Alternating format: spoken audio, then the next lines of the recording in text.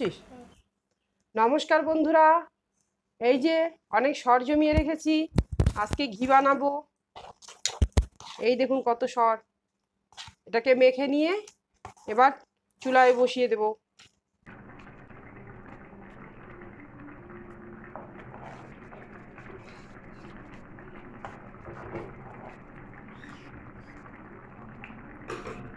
সুন্দর করে ঘিটা হচ্ছে, এই দেখুন,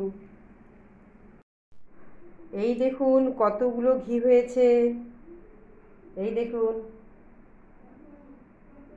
ঘিয়ের কালারটা দেখুন, দারুণ হয়েছে।